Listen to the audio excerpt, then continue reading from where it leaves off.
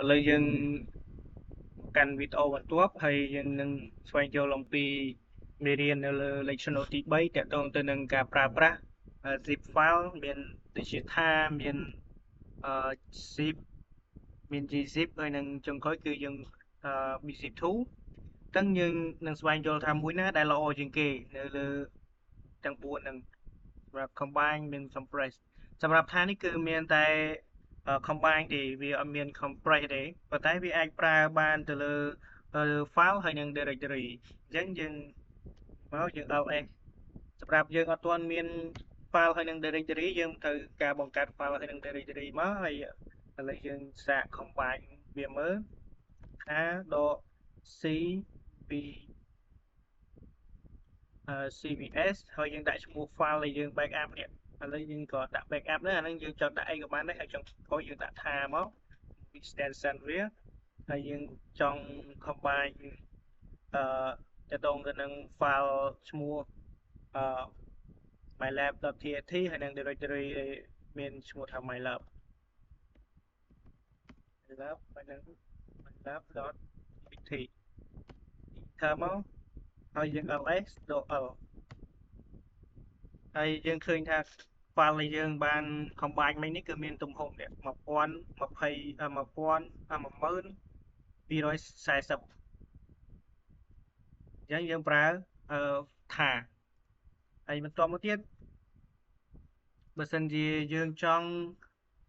ឥឡូវយើងសាកលុបវាឥឡូវ om ដក o លុប file ឈ្មោះmylab ហើយនឹង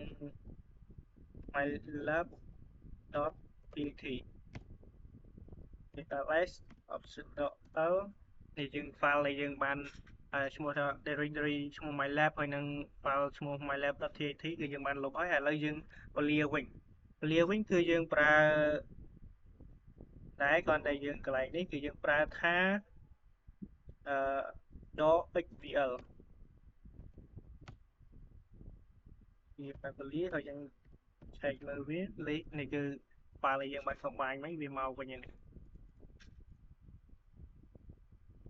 ហើយ command បន្ទាប់គឺតកតងទៅនឹង zip នេះគឺយើងអាចបានទាំង combine ផងហើយនិង compress ផងអញ្ចឹង zip នេះគឺវាមានគុណប្រយោជន៍គឺយើងអាច copy យកទៅប្រើប្រាស់នៅលើ Windows យើងធម្មតាបានដោយសារនៅលើ Windows យើងគឺមាន extension zip នេះស្រាប់អញ្ចឹងយើងអាច complete វាគឺយើងប្រើ zip ដក o ហើយយើងដាក់ file backup zip ហើយយើងចង់ mylab ហើយនឹង mylab.txt zip អញ្ចឹងយើងត្រូវការ install វាអញ្ចឹងដើម្បី install យើងប្រើ sudo apt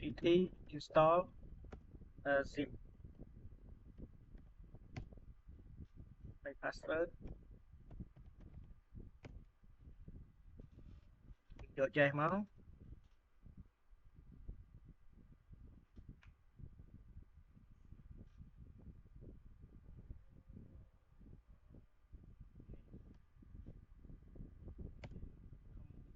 បាញ់នេះវាមានទាំង combine ហើយនិង compress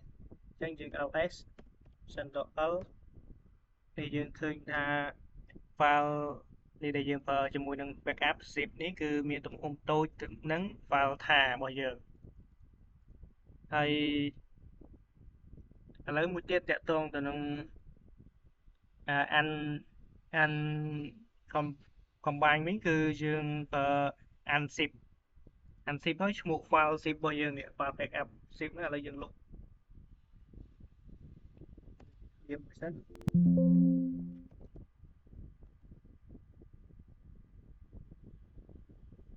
យើងលុប file នេះហើយយើង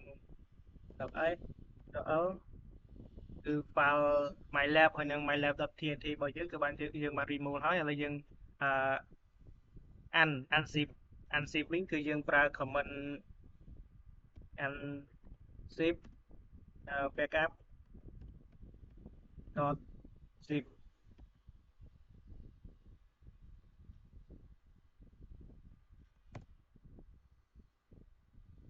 ហើយយើង ls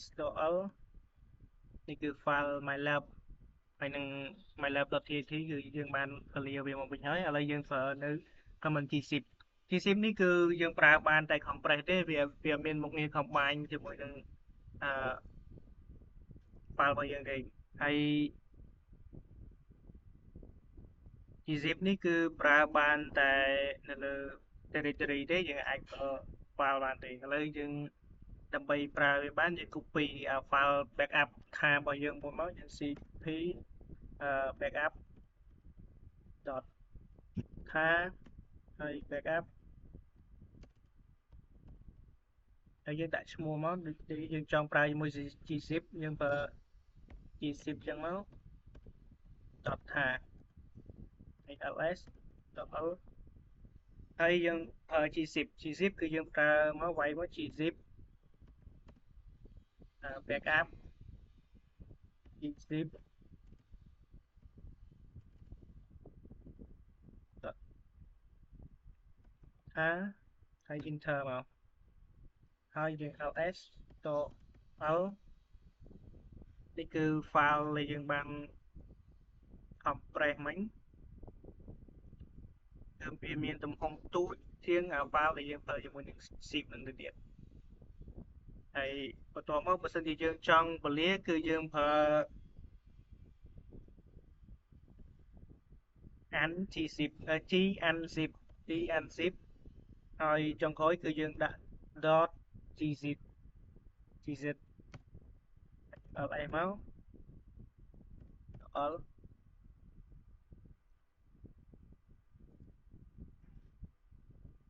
ហើយចុងក្រោយគឺតទៅទៅនឹង bzip2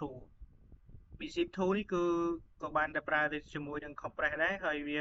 អាចប្រើជាមួយទៅនឹង directory file បានទេអញ្ចឹងយើង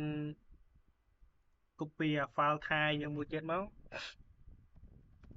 ពី backup ថា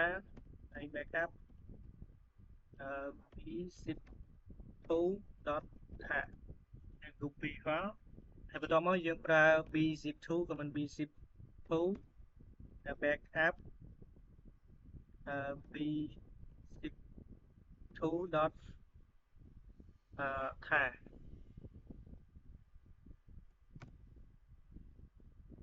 not forested យើងធ្វើការ install វាទៀត sudo apt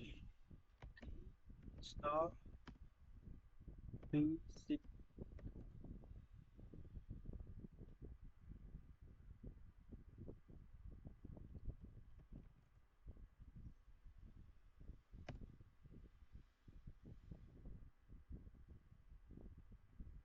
ឥឡូវយើង compress វាមើលហើយយើង ls option .l ហើយឥឡូវយើងប្រៀបធៀបវាមើលគឺការ file ទាំង4នេះគឺតកតងទៅនឹង file ទី1នេះfile ចុងក្រោយរបស់គេគឺយើងប្រើមិញហ្នឹងគឺប្រើជាមួយនឹង option bzip2 គឺវា compress បានទូចជាងគេវាចំណេញ spec ជាងគេគឺត្រឹមតែ150 មេចំណែកឯ file នេះដែល file ថាគឺវាមានទំហំធំជាងគេប៉ុន្តែបើសិនជាយើងចង់ប្រើ bzip2 នេះលុះត្រាតែយើង combine វាទៅជា file ថាសិនហើយបានយើង compress វាយកវាមក compress ជាមួយនឹង option bzip2 អញ្ចឹងទាក់ទងទៅនឹងមេរៀននៅលើ Lectional ទី3នេះគឺមានតែប៉ុណ្្នឹងទេ